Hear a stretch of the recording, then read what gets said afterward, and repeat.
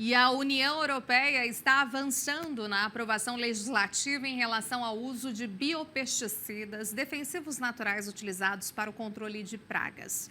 Vamos falar sobre esse assunto e os avanços e impactos também com o CEO da DECOI, Lucas von Zuben. Oi, Lucas, bom dia, bem-vindo aqui ao nosso programa Bem da Terra, prazer tê-lo aqui. Bom, como é que está esse avanço nas discussões ali no mercado europeu, dado que já é uma realidade aqui no Brasil, né? Então, o que a gente pode ter agora de incremento a mais com esse avanço por lá? Bom dia. Bom dia, Renata. Bom dia a todos que nos assistem. Obrigado pelo convite para falar sobre esse tema, que é muito importante. Então, Renata, primeiro acho que é importante a gente entender qual que é o contexto onde está inserido esse avanço que aconteceu na Europa recentemente, né? Ele está inserido no contexto em que a Europa montou um pacto que é chamado Pacto Ecológico Europeu, né, em que eles estabeleceram metas ambiciosas, né, e a meta mais ambiciosa é eles chegarem em 2050 tendo um saldo zero em emissão de gases do efeito estufa, né? Então está dentro desse pacto mais amplo. Dentro desse pacto existe uma estratégia que está no coração desse pacto, que é chamada da fazenda até o prato, né, em que eles pretendem rever e tornar o sistema de produção, distribuição e consumo de alimentos muito mais sustentável, né, transformar em um sistema de produção e distribuição e consumo muito mais sustentável. E aí, dentro dessa iniciativa, né, da fazenda até o prato, eles têm uma meta muito ousada, que é reduzir em 50% a utilização de pesticidas químicos até 2030.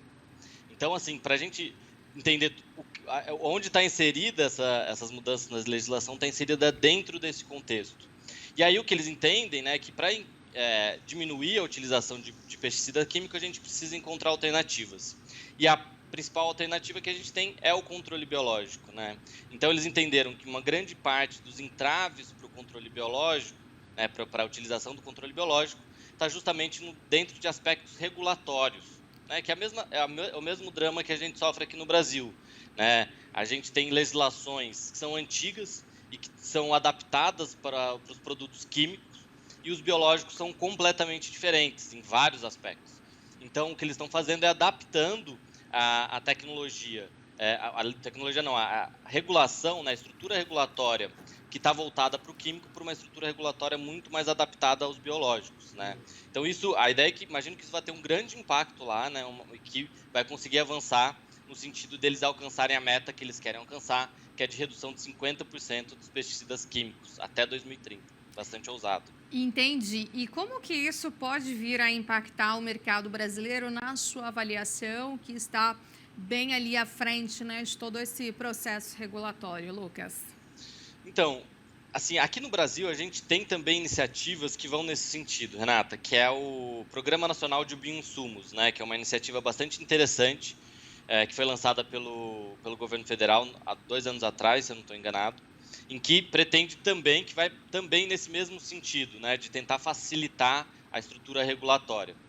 Ele está caminhando esse Programa Nacional de Bioinsumos, e o que eu imagino é que esses avanços na Europa, então avanços de regulação propriamente, podem setar, né, podem estabelecer parâmetros para que aqui no Brasil a gente consiga seguir e se inspirar nas legislações que eles estão fazendo lá.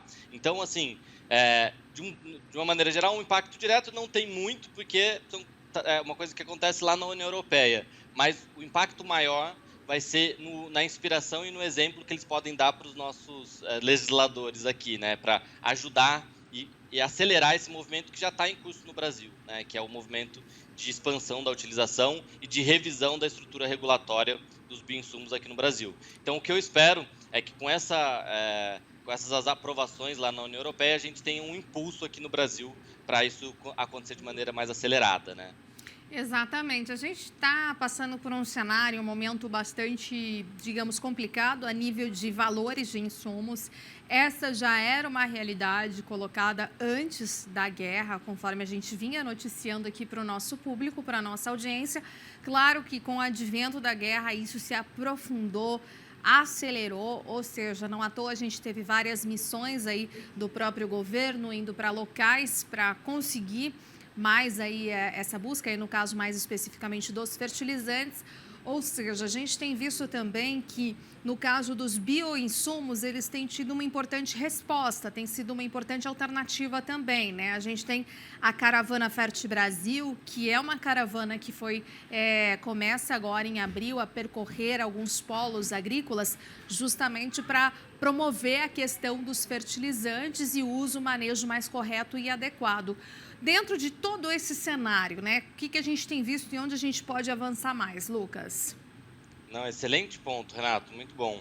É exatamente isso, né? Mas o que a gente está vivenciando é, na verdade, um processo muito mais amplo, né? Que, na minha avaliação, a gente está passando por um momento de transição tecnológica, que é de base tecnológica, né? Um movimento de transição profundo tecnológico, que é de uma base química, né? Se você for ver todos os grandes avanços tecnológicos, né, da humanidade no último século, eles foram muito baseados no avanço no campo da química sintética. Né? Então, isso com os fertilizantes, com os antibióticos, com outros medicamentos, enfim, com os pesticidas químicos, uma série de avanços que foram promovidos por avanços na química. Mas agora a gente vê uma mudança dessa base química para uma base biológica.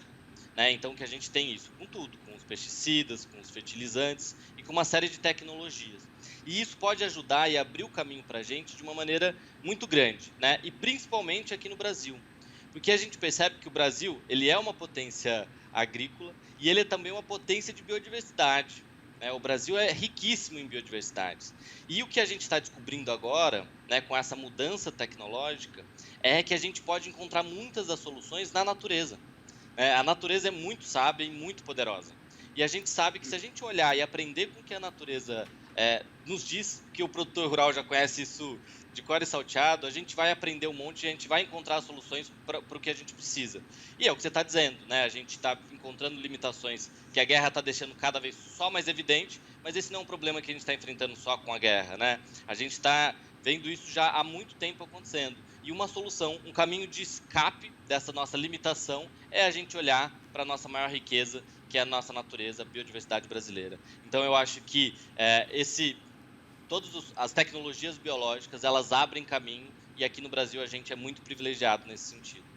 Perfeito, Lucas. Muito obrigada, viu, por sua Eu que entrevista aqui agradeço. com a gente. Até uma próxima oportunidade. Ótimo dia. Até a próxima.